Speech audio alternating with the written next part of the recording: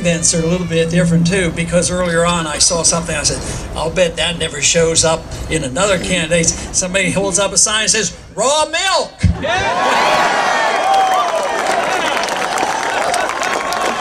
we go. And also, how many other candidates are getting the chance? And the Fed! Those are nice slogans, but the real issue is our liberty, and we're bound and determined to get our liberties back again. It is rather discouraging. In Washington, not much seems to be happening, but where the real encouragement is when you leave Washington, come out, get on the campaign trail, and meet people like you. That uplifts me, and thank you very much for being with us.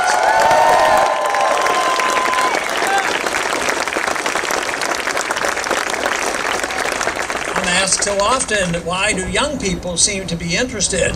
Well, why shouldn't young people be interested in their own freedom? One thing that's happened in the last 4 years is it's not so much that people have completely given up on the idea that the government's supposed to take care of everybody else. I don't know where they're going to get everything if everybody's being taken care of by somebody else. But I think what's happened in the last 4 years, a lot of people woke up and realized that it doesn't work anymore. How long can a housing bubble last? Eventually it bursts and the people it was supposed to help lose their houses. So people have awakened and said, look, this system isn't working very well. This monetary system doesn't work. This entitlement system enriches the rich and not the poor. And also we have a foreign policy that is deeply flawed, and most people in this country now, by a large majority, says it's time to come home. Now there is no doubt that there are changes coming, and there's a big difference in these last 4 years. But Washington is always the last ones to wake up. You know, where I go, we get the large crowds, and they're very concerned, of course, about the attack on personal liberties. If you mention just the National Defense Authorization Act, most people know exactly what I'm talking about. And then, of course, we've been talking a lot about the bill that they want to use to regulate the internet. The CISPA is the bill we're working on. Now, we were able to stop, the Stop Online Piracy Act because people rallied. But guess what? The bad news is our noise and our voices weren't quite loud enough, because they went in the House today and overwhelmingly passed that new bill called CISPA. Which means that that's just one more bill we're going to have to repeal whenever we get the chance.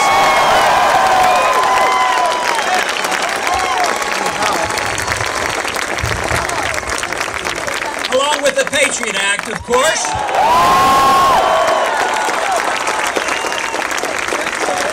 Of course, the National Defense Authorization Act, that's an atrocious piece of legislation. That's the one that legalizes, with concurrence with the Congress, for the U.S. military to arrest American suspect. American citizens are only suspect, and put them arrested by the military and put them in prison, and no attorney authorized, in secrecy.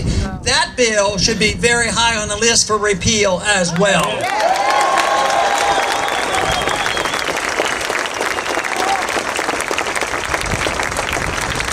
A couple of weeks ago, the President renewed a bill called the Defense Production Act, which has been sitting around for a long time, and it means that in a time of national emergency, war going on, the President has the authority, of course, to declare, a total ownership of all businesses and all financial institutions. What the President did by executive order, he added the phrase, during peacetime as well.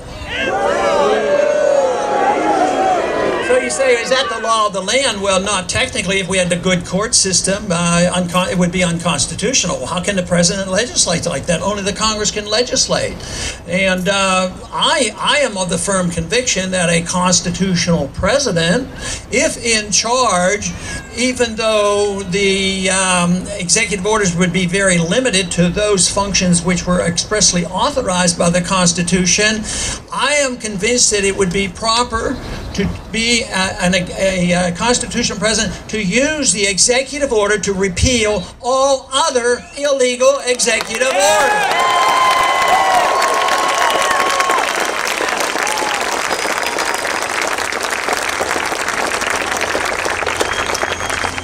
So we have a long way to go. The attack on civil liberties has been rather severe because it is the principle of liberty you have to deal with. So if you're dealing with your personal lives and how you want to run your life, your ownership of your own lives, as well as your economic liberty and the foreign policy and monetary policy, it really boils down to the principle of what Jefferson started off with. Our inalienable rights, our rights to our life and our liberty and the right to pursue our happiness, and it is being God-given, given to us not by our government, but by our Creator. Yeah.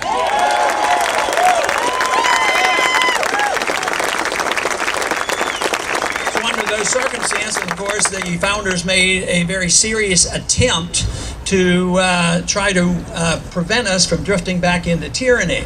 A good document, probably one of the best, but the last 100 years, we as American citizens have been very careless. But that's what this revolution is all about, is to revive the true spirit of liberty and reverse the trends of the past 100 years, change our foreign policy, change our monetary policy, and change the spending habits and the deficits that have run us into this horrendous financial crisis.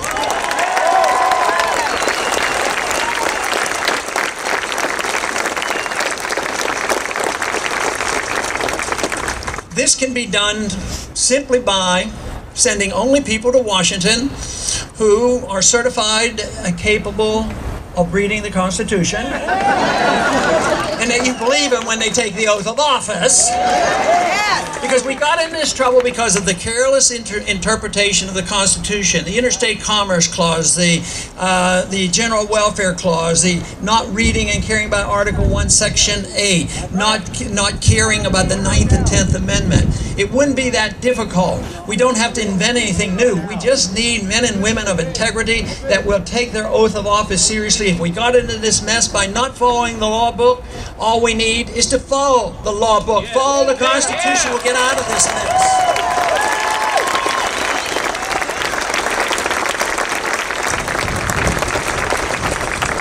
Since World War II, we have been in numerous wars, almost constant wars. Not one single war has been declared since World War II.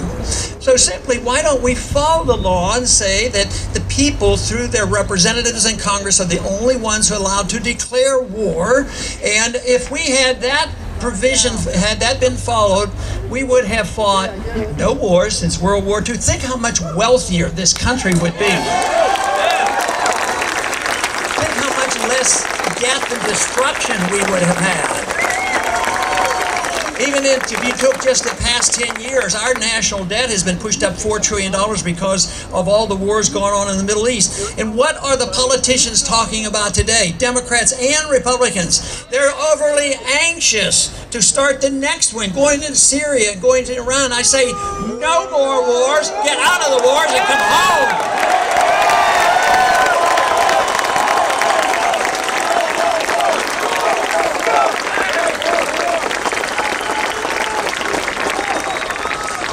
It's a moral issue, it's a constitutional issue, but you know, it's also an economic issue because great empires, great nations always seem to overextend themselves. Fortunately, we didn't have to have a nuclear exchange with the Soviets. They went broke before we did, and they had to go home and their system fell apart. I was in the military in the 1960s for 5 years. I was drafted during the Cuban crisis. And believe me, if we can stand up to the Soviets who had 30,000 nuclear weapons, don't you think we could stand up and not be intimidated and act so frightened by a country that has no nuclear weapons and maybe we'll never get a nuclear weapons and we want to go to war against a country like that? It makes no sense at all.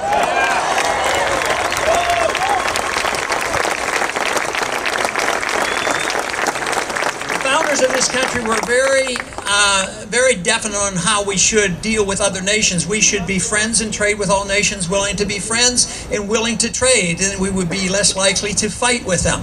A good suggestion would be, the Cold War is over, why don't we talk and trade with Cuba?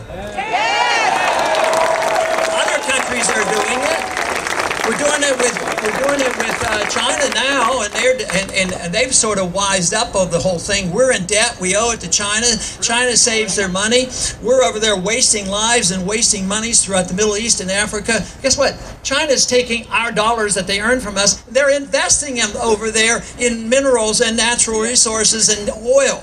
So I would say that it would be a much better way. How about the old-fashioned capital way of being a productive nation and let people invest freely and cooperatively, rather than assuming a mercantilistic attitude that we have to go over, invade countries to protect our oil? Makes no sense.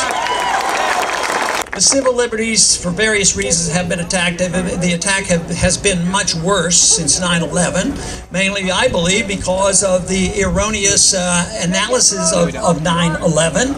Iraq had nothing to do with 9/11. We didn't need to invade Iraq. The Patriot Act had been floating around Washington for a long time. They tried to pass it. They never could get a consensus. But it was the very first bill that they pushed right after 9/11. Within weeks, it was passed. If they had called that bill Repeal the Fourth Amendment Act, maybe it wouldn't have been passed so easily. So when we repeal that bill, we won't call it repeal the Patriot Act. We're going to say repeal, restore the Fourth Amendment Act is what we want.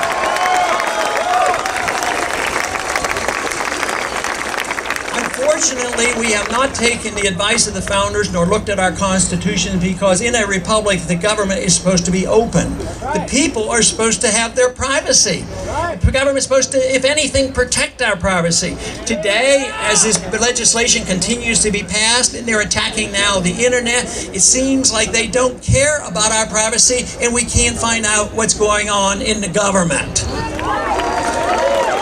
That, of course, is the real reason why we need to know a lot more about the Federal Reserve System.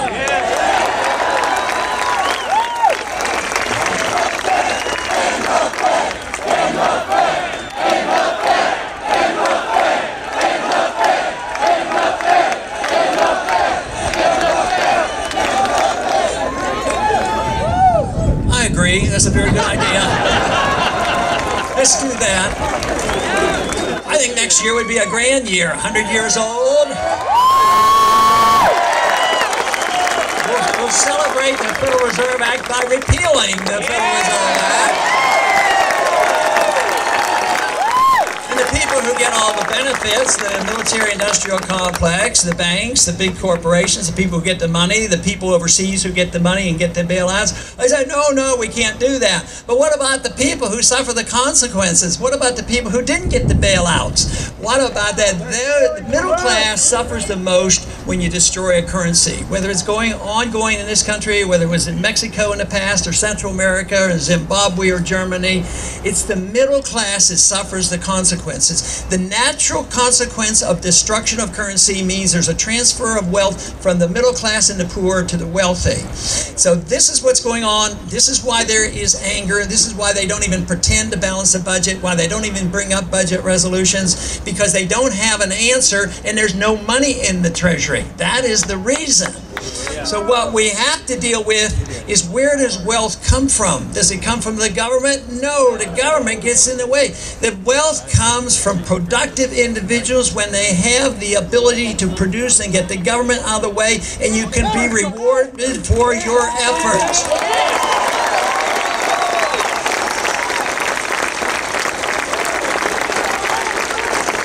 The Federal has served the interest of the very wealthy.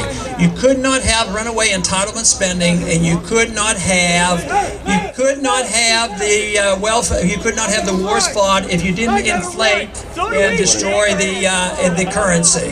So these are events that are coming about. We have not ever talked about them before in a presidential campaign, and the issue is big government or individual liberty.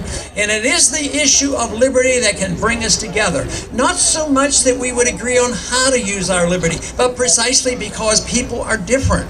People want to use their liberties in different ways, but it is not confrontational if we all get together and say, we want to be free people, we want to run our lives as we choose, our lifestyle should be our own decision, our money that we earn should be our own, and the government should butt out of it. And if we have the freedom today, most people understand, is we have the freedom of picking our own religion. And there's many different religions, and we can pick no religion if we don't want to, and we don't feel intimidated, and we don't have to endorse what people do and pick. Same way with our intellectual liberties. We're allowed to read the books we want, even very dangerous philosophies that can do damage to us. We're allowed to read and study. But why is it? Why is it if we protect intellectual and religious liberty, why can't we protect the liberty of you to put into your bodies whatever you choose?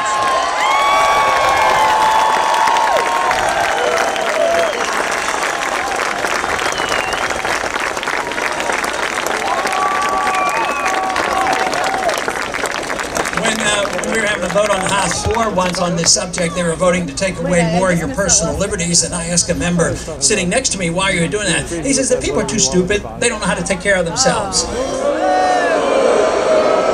Tell you what, if we ever go and accept fully this notion that the government can protect us against ourselves, there is no liberty left. And this is the reason it has to be up to the individual. Does that mean that each and every one of us will make the right decision? No, some people are going to make mistakes, but you have to assume responsibility for those mistakes. But what happens if you defer?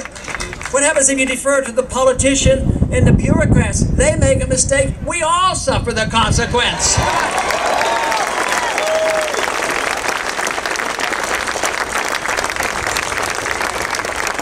It's this idea that if you legalize freedom that you endorse what people do, and that's absolutely not the truth. Because people will use things differently and do things in different manners. The idea is that we as individuals make all our own decisions. We should decide what we smoke, drink, or whatever we do. So for me, even as a physician and knowledgeable enough to know that there are some benefits from raw milk, that isn't the issue for me as a politician. The issue, should you not have the right to make your own decision if you want to drink raw milk or not?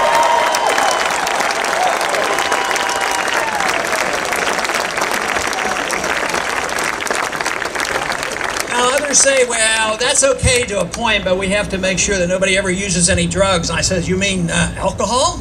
Oh, no, we don't mean that. We're talking about those illegal bad things. And then I said, well, guess where most of the addiction is? Is it on the illegal drugs? Nope. No, most of the addiction is on the prescription drugs. That's where the real problem is.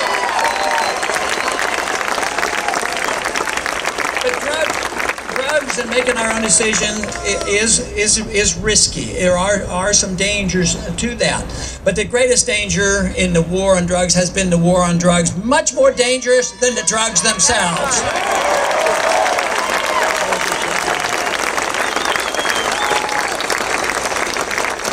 Because there have been laws in the books, and rather recent, just since the 1937 or 38, they had the first laws against marijuana. So they, even through World War II, we were coaxing and asking people to raise hemp, and the founders all had hemp farms, and yet today, if you go out and start raising hemp and making industrial hemp, they say, oh no, you can't do that because it sort of looks like marijuana. So we'll chase all those jobs up to Canada, then we can buy the products from Canada because they can raise hemp. But this is the absurdity of it all. And what we have to think about is restoration of personal responsibility and personal decision making, and that's what freedom is all about. Yeah.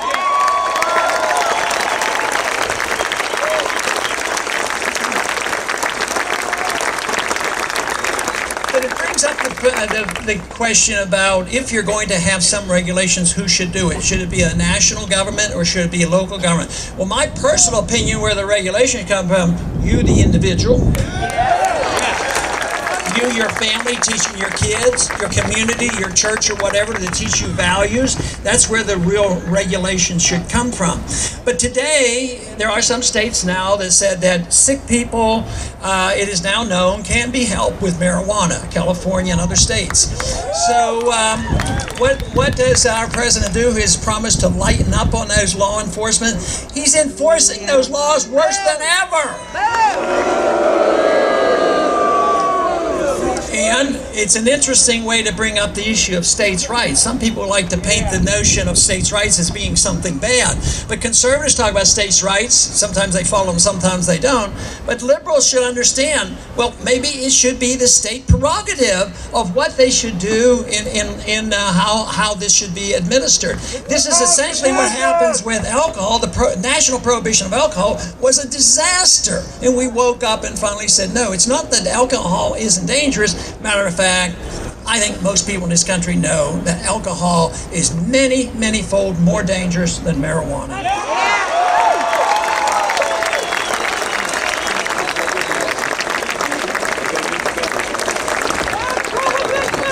And of course, the real danger comes from, well, it's tremendously expensive. Our national debt was added to by $3 trillion in the last 30 years because of the drug laws. We put people in prison for life, 3 times arrested for nonviolent crimes, and they're kept for life. At the same time, we find, lacks in law enforcement when it comes to rapists and murderers. So it makes no sense. We have 5% of the world population. We have 25% of the world prisoners. And my suggestion to you is that I do not believe that the American people are that much worse than other people. I say we have way too many laws on the books.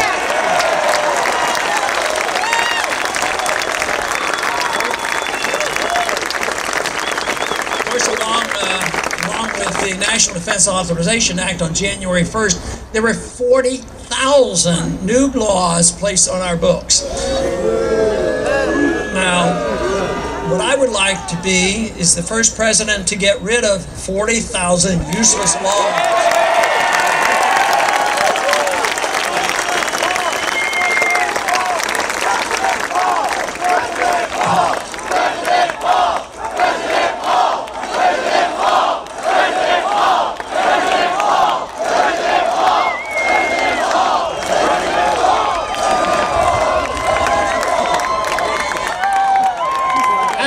After the Constitutional Convention, Franklin was asked what had been given us, and his remark was, we have given you a republic if you can keep it, which is a major task, because if we don't change our way, if our revolution is not successful, we're going to lose it. But they had a high disregard for pure democracy, not the democratic process of electing leaders, but the process of letting the majority dictate against the minority. And they considered that a danger. But I think we're at that point now. We believe that if you get that 51%, they can undermine the rights of the individuals. The purpose of a republic is to protect the rights of all individuals and not to protect it, and that would be one of the rare limited functions of the federal government. But their reason that they didn't like democracy, they said eventually when you get a pure democracy, it tends to waste. And when you think about the waste in this country, because there's always those in power and can manipulate and maneuver and get the contracts and all the things that go on behind in the Federal Reserve, it wastes and it also consumes wealth. We're consuming wealth now. We're not producing wealth. We haven't had any significant new jobs in the last 10 years. And we've had 30-some million new people in this country. So we're wasting and we're consuming, and their prediction at the time was if you allow that to happen, you will self-destruct. Now, the Soviet system self-destructed. It was predictable because that type of system isn't functional. But our system isn't functional either. It's not as ruthless as communism, but in a way it's wasteful and it consumes. It's built on debt. It's built on paper money and the powerful special interests. And it's becoming known that the groups are lining up. You know, the 99 and 1, and we got to tax the rich and this sort of thing. Now, I'm not for taxing the rich if they honestly earn their living. That's okay. But I'm for dealing with those individuals, and that's a large number of the very, very wealthy making the billions, because they get special treatment, either from the contracts or the special interest in the bailouts. That's a different system, and that is causing resentment, and this is the reason that we're more or less at an impasse in Washington, D.C., because there was a lot of compromise. They always argue that we have to have compromise and work together. When we were very wealthy and had money in the bank, the compromise was easy. Conservatives and liberals said, we'll vote for your package, I'll vote for your package, and they would pass endlessly spending money. But it isn't there anymore. In the last 4 years, that's why this is different. We realize the treasury is empty, the productivity is down, and we have to do something about it. That means to produce, you can't have the government in the way. What you have to have is a clear understanding of property rights. You have to have a clear understanding of monetary policy, not fiat money, but gold and silver as legal tender. You have to have a government that will support and enforce contracts, not violate contracts on purpose. The contract is very important. So it's not like there wouldn't be regulations in a free market, but they would be tough. They talk about, well, there was lack of regulation, that's why we had the financial crisis. But that isn't true. We had the wrong kind of regulations that weren't working, and it would have been much easier to go through bankruptcy and punish the people who overextended themselves, rather than buying the bad debt and dumping it on the American people behind the scenes in a deceitful manner. Founders had it together as one package, but in the last 100 years we have divided this. Some people defended civil liberties a little bit better than the others. Some people defended economic liberty a little bit better, but it's all one. But you have to understand, liberty comes to you as an individual. It's important to you as an individual. You have a right to your life, to your own lifestyle, and you have to have a right to your money as well.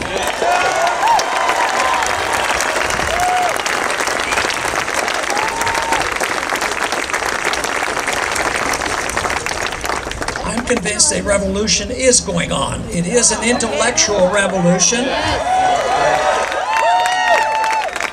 It has been said that probably 100 years before our own original revolution, that the ideas were being studied and understood by a minority of people. It wasn't 50, 60, 70% who understood the issue, but there was that irate, tireless minority that agitated and kept setting the brush fires of liberty in the minds of people.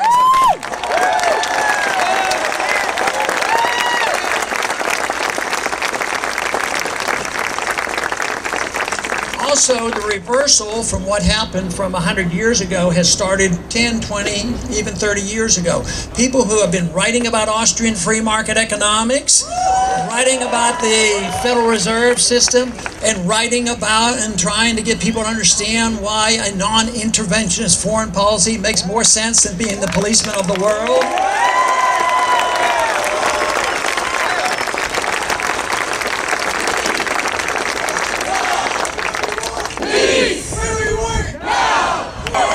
Peace will bring you prosperity as well, let me tell you.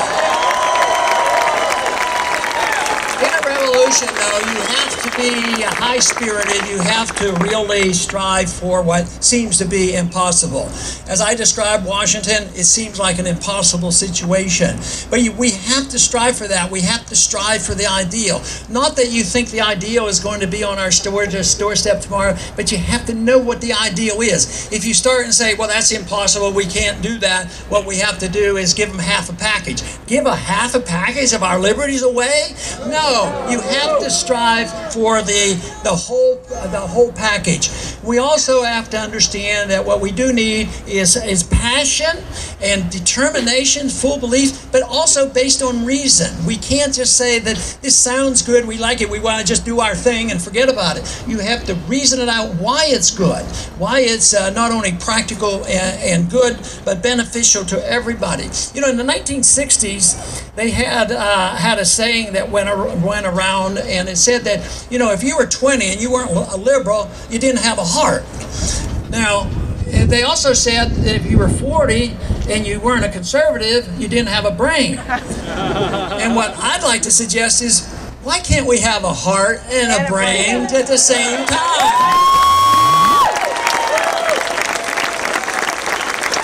We call that the spirit of the revolution.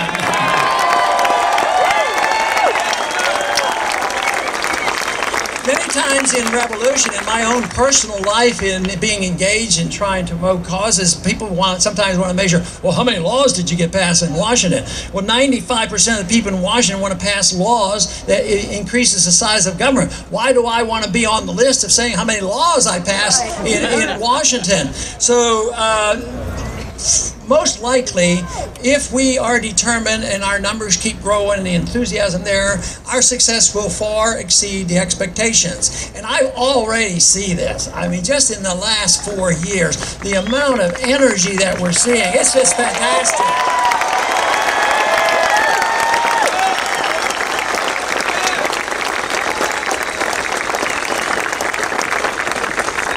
Thomas Paine, who wrote a lot, you know, during the Revolution time, said the harder the conflict, the greater the glory of the triumph.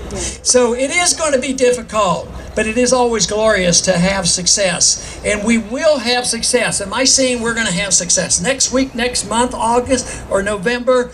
In some ways we will. We will have success. And the one thing I am absolutely convinced, that regardless of what happens next week, next month, or November, this spirit, the spirit of this revolution, is not going away.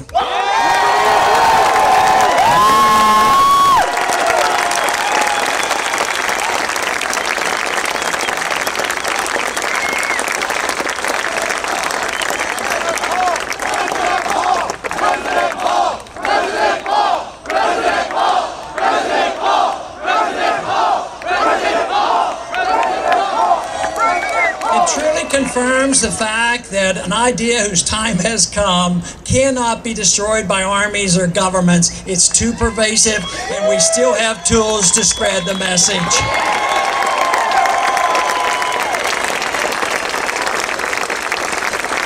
So I'm always delighted talking on the campuses and talking to the young people, and I realize what a future you face, and the realization that there's a lot of debt out there, there's a lot of personal debt, but just think how much could be solved for the country and you personally if we just had a sensible economy where you could get a good job. That would solve a heck of a lot of our problems.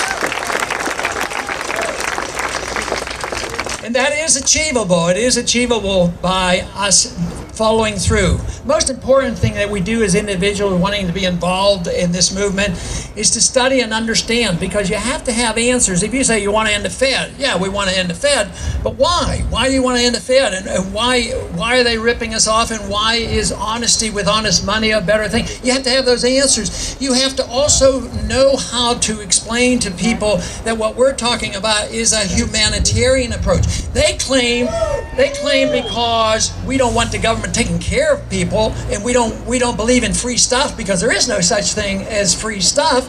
But if we care about our fellow man, and we care about abundance, if we care about the maximum prosperity of the largest middle class, if we do, we have to say we have to defend individual liberty, free markets, and sound money.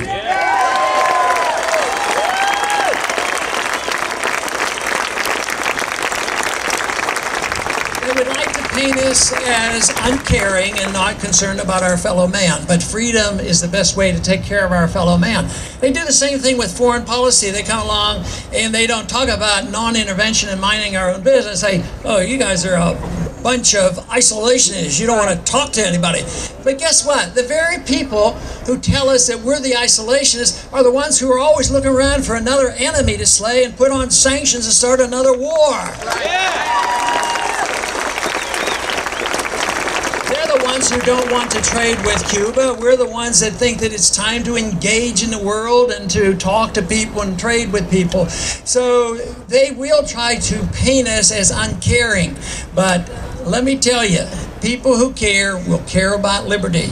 And this will never translate into an absolute majority, but I'm certain that our numbers are growing by leaps and bounds. These prairie fires of freedom are being spread, and there's nothing but good news out there, precariously so, because we don't know exactly. We may have something happen. There may be a false flag incident where some ship goes down and you be used for the excuse to accelerate the next war.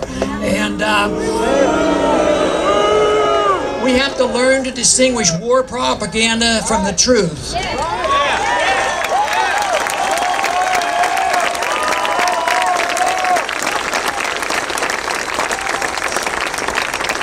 And in the age of big government, in the age of tyranny, truth can be said that it is treason to be truthful. But we should not ever go wrong by telling the truth and living up to it and telling ourselves the truth. We cannot deceive ourselves and say, well, this is all going to go away. This has gone on for a long time. People warn us, but I think it's different. I think it's more serious than ever before. I think the debt crisis is the biggest thing the world has ever seen. Our debt is the biggest ever. And if we don't change, if we don't grasp hold of this and change the directions, there will be ramifications for it. Even though it will be touch and go for the reversal, the more of you there are to know and understand what liberty is all about.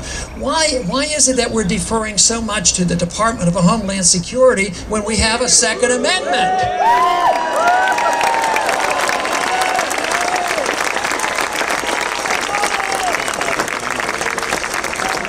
Why do we allow our courts to rule that you can be strip searched by any police officer without any reasonable cause? And don't you think it's about time we get fed up and change the rules at the airport so that we can have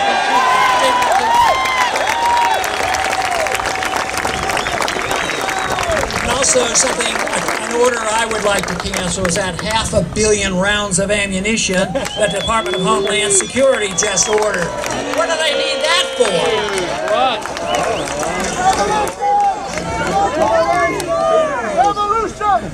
So clearly the challenge is there, the difficulties are there, but it only starts with the acknowledgement that we do have problems. If we put our head in our sand and say the government's going to take care of us. The other day there was somebody interviewed me on TV and they said, well, so-and-so, why don't you give it to them because it's for free? I said, what is for free? The government, it has nothing for free. They have to steal it from somebody to give it to somebody else. Yeah. And in the process, they undermine the productivity of a society. And that is what I think is so important, is to strive for freedom, because I think this releases creative energy. It is a way we strive for excellence and virtue, and we become productive to ourselves, and we can take care of ourselves. And everybody has that responsibility. We all have different talents, and we'll do different things.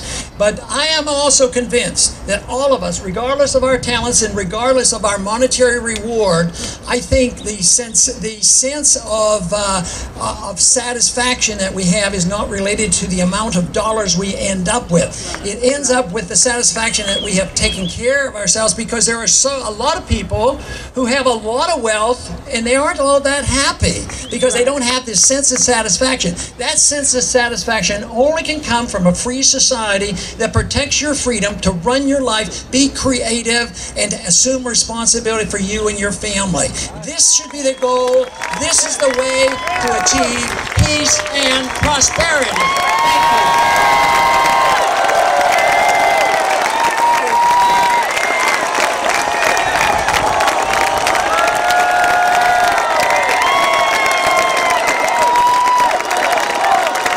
Thank you.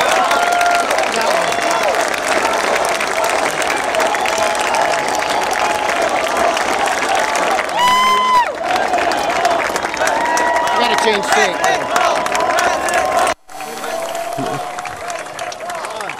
We should be on. Can you hear me? Okay. Hello, test, test.